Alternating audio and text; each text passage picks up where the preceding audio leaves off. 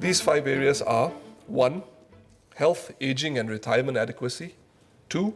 Jobs, businesses and the economy. 3. Education, inequality and the cost of living. 4. Housing, transport and infrastructure. And 5. National sustainability, a broad-ranging area that looks at policies and proposals to ensure we leave behind a thriving Singapore that lasts far into the future for successive generations.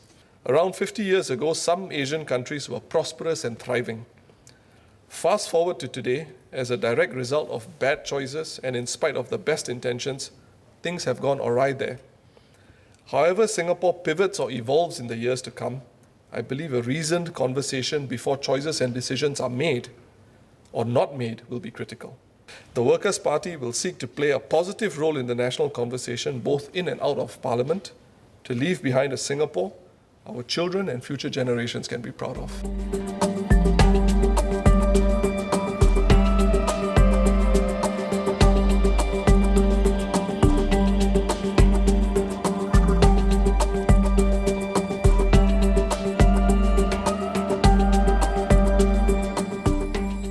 MAS estimates that from 2014 to 2019, the number of senior positions cited in Singapore grew from 3,900 to 5,900.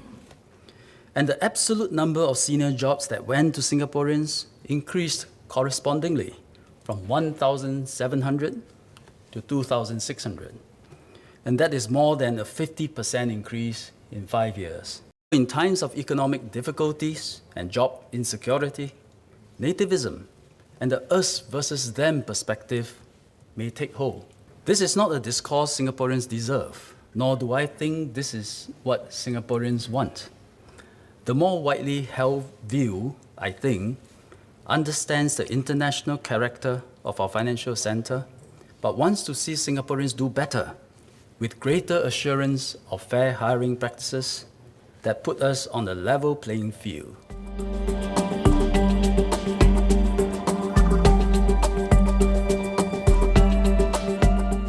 As in all the previous crises, COVID-19 will be the occasion for us to do better, emerge stronger, and become more united. Do not doubt. Do not fear. Jewel will shine again. Changi will thrive again. SIA will be a great way to fly once more.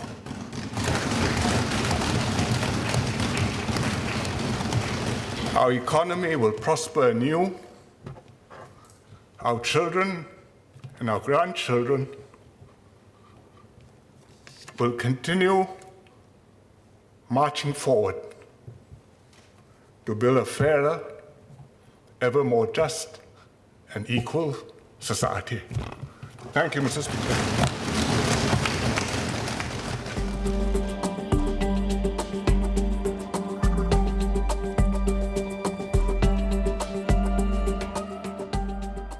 When they say, I want the PAP in government, but I also want an opposition, they are giving voice to the situation many Singaporeans actually feel, which is, we want an opposition in this house. There must be an opposition in this house.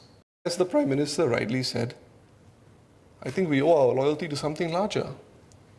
And we will do our best by Singaporeans. And if we're not good enough, we deserve to be voted out. If you say, vote against the government because somebody else will look after getting the PAP government, and you just become a free rider, and you vote opposition, no harm, the PAP will still be there, then I think the system must fail. Because the system can only work if people vote sincerely, honestly, in accordance with what they really want, and to produce a result which matches their true intentions. I don't think the residents in Aljunied, Hougang for 30 years now, and even Sengkang, as a result of the results of the last election, would appreciate being called free riders. They're not free riders. We're not just doing nothing, having been voted in. We're not just letting the other guy, the government of the day, do something. We've got to do what we have to do We've got to run the town council, which is why Mr. Lee Kuan Yew conceived of the town councils in the first place. Because if you want to move forward in this system as an opposition member of parliament, you've got to prove your worth in the town council. And we've had growing pains. If we were bungling things up, I wouldn't be here today. My team wouldn't be here today. Something is wrong when you say, I really want one government, but I will vote for another one. And the system will go wrong when you do that. And I think it is necessary that people understand this and understand what is at stake when you elect a government of Singapore. Elections are not just about the town council, they're also about electing the government for the country. And that's necessary for people to bear firmly in mind.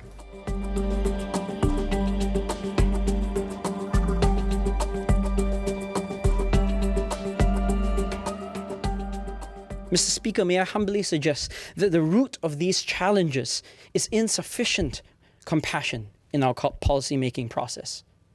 So what again is compassionate policy-making?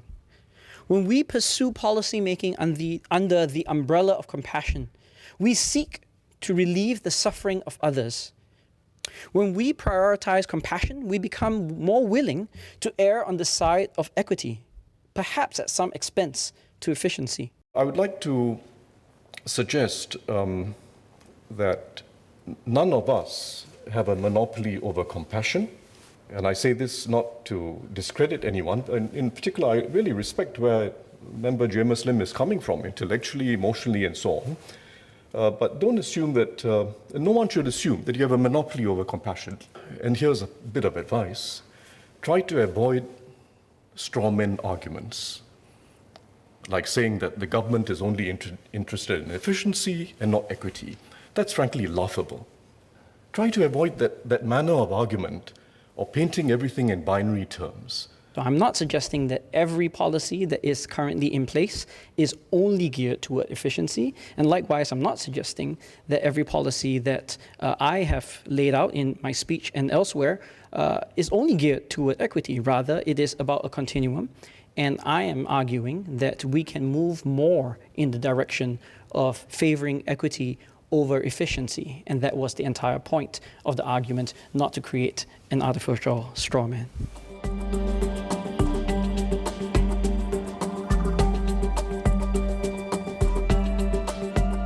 The debate in Parliament should be vigorous, but the tone should be sober. An element of cut and thrust is unavoidable, even necessary, because members want to show Singaporeans that their concerns are being expressed and questions asked and answered in Parliament. However, it is equally important that members come to grips with the issues and their complexities and not simply play to the gallery. Live broadcasts risk compromising this. Nevertheless, we also note the global and technological trends which have made online streaming commonplace and seen legislatures live streaming their proceedings in many countries. The government therefore agrees, in principle, to the live streaming of parliamentary proceedings. My ministry will study the technical and implementation details. Our aim, as always, will be to achieve transparency, accountability, and accessibility while preserving the integrity and dignity of parliamentary proceedings.